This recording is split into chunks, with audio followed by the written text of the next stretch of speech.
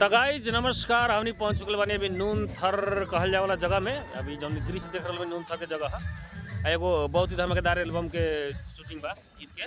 हमर वाला सबसे झकास बा जेकर गायक बानी उपेंद्र पंडित और शिल्पी राज के आवाज़ में रहल बा। एमे हमनी के पवित्रा आचार्य लीड रोल में, वैसे हमनी के सदाम भाई और अन्य कोरस लोग भी बाड़ी हमनी के, रविता शर्मा, ऐसे हमनी के बानी संध्या शर्मा लगात और भी कलाकार लोग बानी। तो कुछ साथी लोग बानी, थोड़ा सा बातचीत करी हमनी के। अभी ये गाना के कोरियोग्राफर बानी हमनी के नवीन भाई।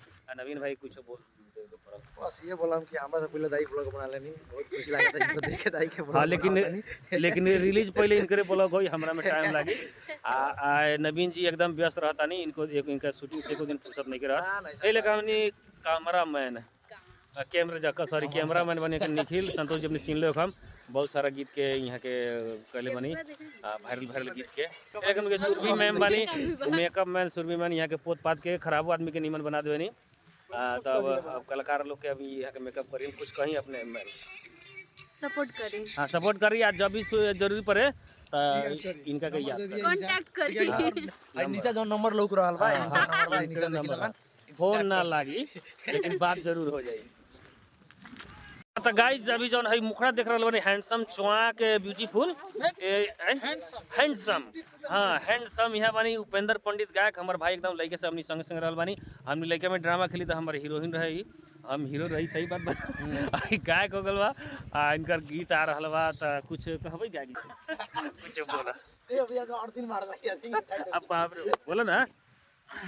सब अपने सब सपोर्ट करल जा तो हमरा के गाड़ी बढ़ा।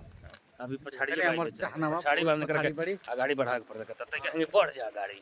अब दोसर लोग के पला आगे ए लेखा गीत लिखक केपी संगम राइटर। हां, नमस्कार, प्रणाम, सलाम, बहुत बहुत स्वागत स्वागत तमाम देखे बा।